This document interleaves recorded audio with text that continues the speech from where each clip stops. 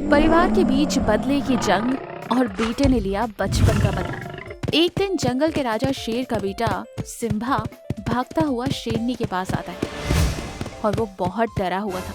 बेटा सिम्बा, क्या हुआ? क्या बात हो गई? क्यों तुम इतने डरे हुए हो? पहले थोड़ा समझ जाओ और फिर मुझे बताओ क्या हुआ। सिम्बा रोते हुए कहता है, माँ, मैं और मेरे दोस्त खेल रहे थे कि अचानक से वहाँ पिताजी आ गए। उन्होंने मेरे दोस्त की माँ हिरन को मार डाला। पिताजी को देख मुझसे कोई दोस्ती नहीं कर रहा। सिम्बा बोल ही रहा था कि शेर जोरों से दहाड़ मारते हुए वहाँ आता है। शेर बहुत ही जालिम और निर्दयी था। सिम्बा, यहाँ आओ, मुझे बुज़दिल और कमजोर लोग बिल्कुल भी पसंद नहीं। महाराज, आपने उसकी आंखों के सामने उसके दोस्त की माँ को मार डाला। वो बहुत डरा हुआ है। अब आप उससे ऐसे बात मत कीजिए। ये सुनकर शेर को बहुत गुस्सा आता है और वो जोर से दहाड़ मारते हुए शेरनी पर हमला करता है, जिससे शेरनी एकदम से एक पत्थर पर गिर जाती है। सिम्बा मेरा बेटा, अगर फिर कभी मेरे और सिम्बा के बीच आने की कोशिश की तो मैं तुम्हें जिंदा नहीं छोड़ूंगा। शेरनी काफी घायल हो चुकी थी। शेर उसकी बिल्कुल भी परवाह ना करते हुए वहां से चला जाता है। सिम्बा रोते हुए अपनी माँ से कहता है, माँ, ये क्या हो गया? यूं सिम्बा रो रहा था कि तभी वहां बाघिन आती है, जो शेरनी की बहुत अच्छी दोस्त थी। शेरनी, तुम ठीक तो हो ना? ये क्या हो गया तुम्हें? शेरनी बाघिन को सारी बात बताती है। महाराज ने ये अच्छा नहीं किया।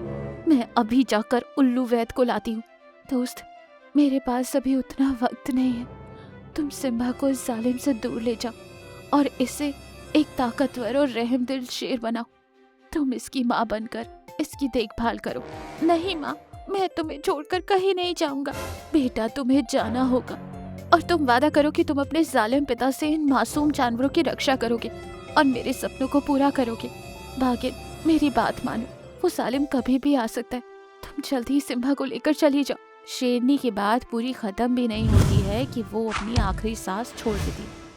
ये देख बाघिन उदास होती है और वो सिम्बा को लेकर वहां से चली जाती है।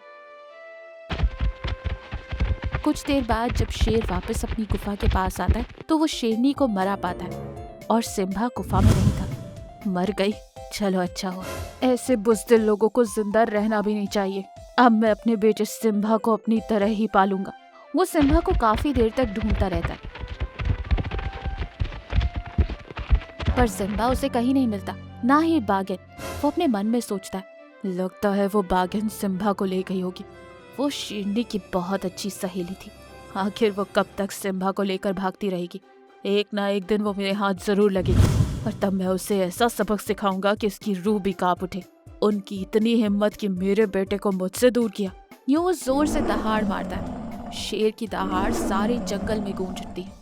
वहीं दूसरी ओर बाघिन सिम्बा को लेकर किसी दूसरे जंगल में चली जाती। वो सिम्बा का अच्छे से ख्याल रखने लगी थी और उसे अच्छी अच्छी बातें सिखाती थी। वो उसे एक ताकतवर और नेक राजा बनाने की कोशिश कर रही थी। सिम्बा जैसे जैसे बड़ा हो रहा था, अपने पिता के प्रति उसकी नफरत और भी बढ़ती जा रही थी। दिन बीत गए, सिम्बा बड़ा हो गया और एक दिन सिम्बा बाघिन से बोला, माँ, मुझे लगता है कि अब वक्त आ गया, हमें हमारे जंगल जाना होगा। पर बेटा, तुम वहाँ जाकर क्या करोगे? अब तुम बड़े हो गए हो। भूल जाओ अपनी सारी नफरत और एक नई जिंदगी शुरू करो। और कब तक यूं नफरत की आग में जलते रहोगे? मेरी आंखों के सामने मेरी माँ ने दम तोड़ा और तब मैं कुछ नहीं कर पाया, बस देखता रह गया। पर अब नहीं और नहीं, मैं अपनी माँ को दिया हुआ वादा पूरा करके ही रहूंगा। मैं अपने जंगल और जानवरों को जालिम से और उसके जुल्म से आजाद करूंगा। यूं सिम्बा बाघिन को लेकर वापस अपने जंगल की ओर निकल पड़ता है।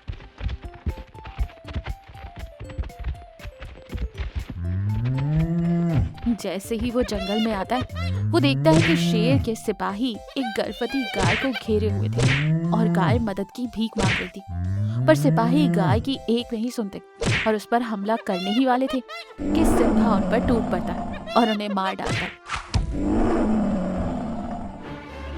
जब ये बात शेर को पता चलती है तो वो अपने सिपाहियों से कहता है, किसकी शामत आई जो मेरे ही जंगल में आकर मेरे ही सिपाहियों को मार रहा है?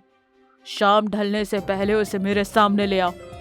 शेर बोल ही रहा था कि सिम्बा खुद बाघिन के साथ उसके सामने पहुंच जाता है। तुम्हें मुझसे मिलने के लिए शाम तक का इंतजार करने की जरूरत नहीं है।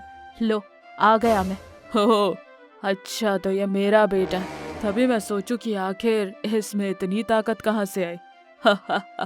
ये मेरा ही तो खून है। बागिन, मैं तुम्हें मारने की सोच रहा था, पर अब नहीं। तुमने सिम्बा को मुझ जैसा एक ताकतवर और निडर और निर्दयी शेर बनाया है।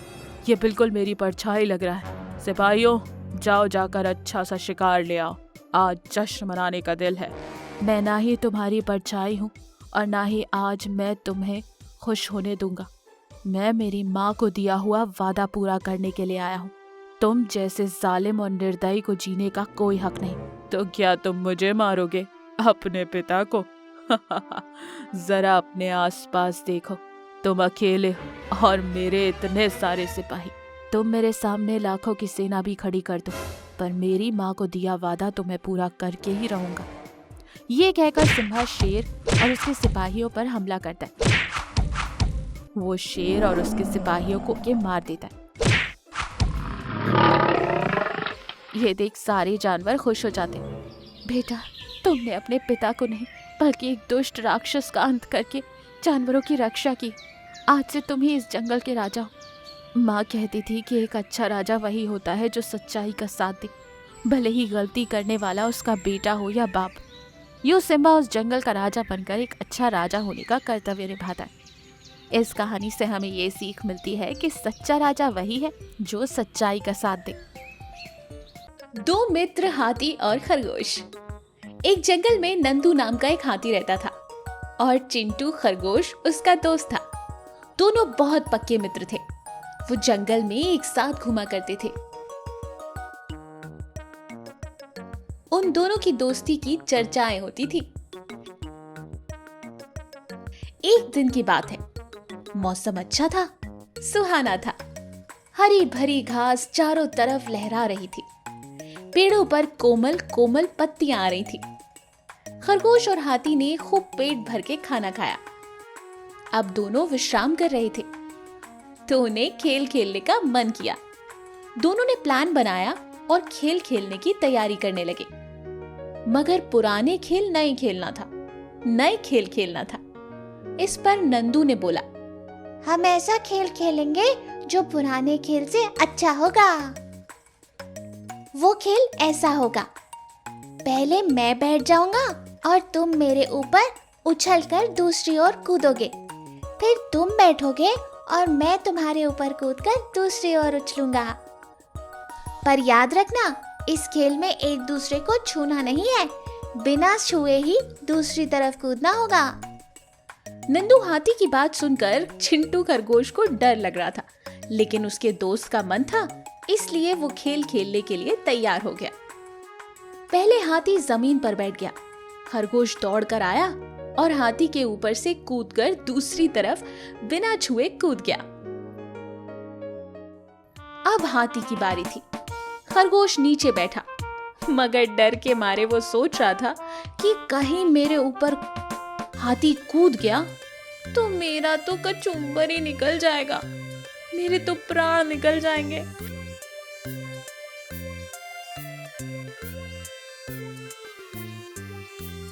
तभी वहां से हाथी दौड़ता हुआ आया।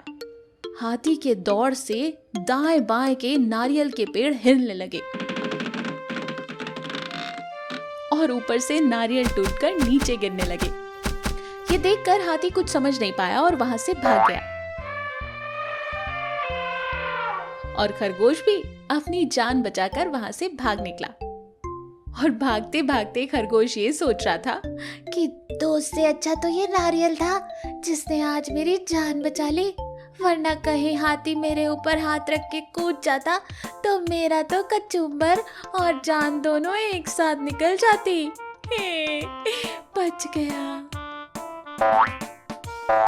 इस कहानी से हमें ये सीख मिलती है कि हमें दोस्ती तो सबसे करनी चाहिए, लेकिन खेल सोच समझ के खेलना चाहिए।